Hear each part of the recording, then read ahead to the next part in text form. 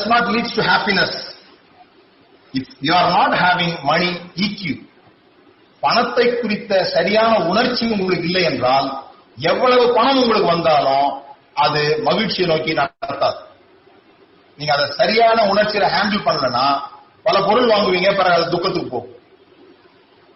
வேற வேற மாதிரி காரியங்கள் செய்வீங்க. அதுதான் பண ஆசை மனுஷரை கேட்டுல விழுகிறதுக்கு தள்ளுகிறது அப்படின்லாம் போட்டிருக்காரு. EQ இல்லாததுனால, EQ எமோஷனல் கோஷியன்ட் இல்லாததுனால. Happiness leads to wealth. செல்வம் மகிழ்ச்சிக்கு நேராக உங்களை நடத்தாது, மகிழ்ச்சி செல்வத்துக்கு நேராக உங்களை நடத்தும். உங்களுக்கு பணத்தை குறித்த அறிவு இருந்தால். பணம் மகிழ்ச்சிக்கு நேராக நடத்தாது, ஆனா மகிழ்ச்சி பணத்துக்கு நேராக உங்களை நடத்தும். எப்ப நடத்தும்? நீங்க மகிழ்ச்சியா இருக்கணும், அதே நேரத்தில் பணத்தை குறித்த அறிவுடையவர்களாக இருக்கணும்.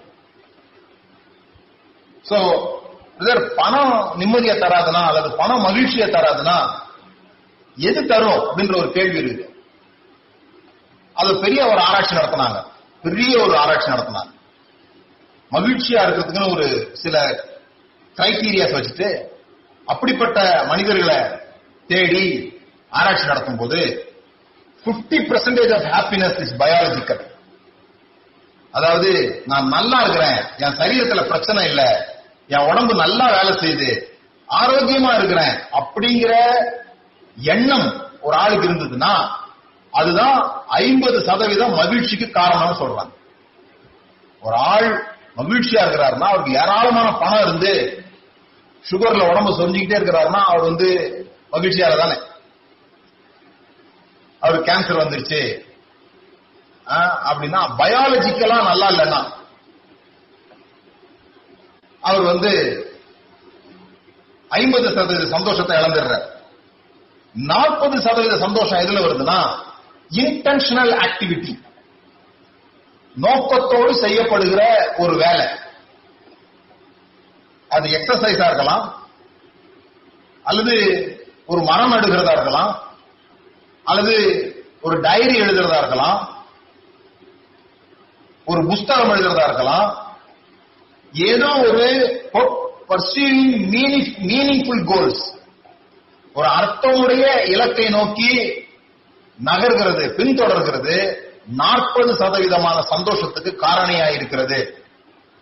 அப்போ ஒரு ஆள் பயாலஜிக்கலா நல்லா இருந்து ஏதோ ஒரு நோக்கத்தோடு கூட ஒரு வேலையை செய்து கொண்டிருக்கிறார் என்றால் 90% அவர் நல்லா ஆயிடுறார்.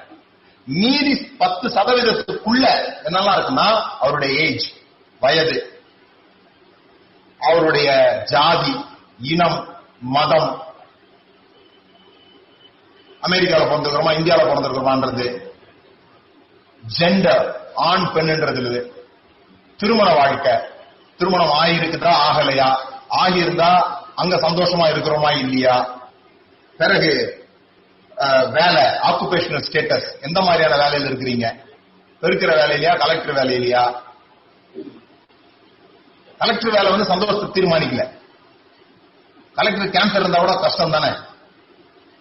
அது பயாலஜிக்கல், 50% பயாலஜிக்கல்.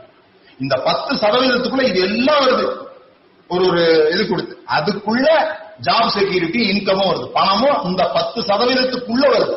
10% பணம் கிடையாது, 10%க்குள்ள இதெல்லாம் சேர்ந்து பணமும் வருது. ஆனா அது நமக்கு பிரம்மாண்டமாக தெரிந்ததினாலே அதை நோக்கி ஓடிட்டு இருக்காங்க எல்லாரும். அதுதான் அததான் பைபிள் சொல்லுது, அதை நோக்கி ஓடாதீங்க. தேவனுடைய ராஜ்யத்தையும் அவருடைய நீதியும் தேடுங்கள். தேவனுடைய ராஜ்யம்னா என்ன? நீதி, சமாதானம், சந்தோஷம். இதை தேடுங்க, மற்றவர்கள் எல்லாம் உங்களுக்கு கூட கொடுக்கப்படும்.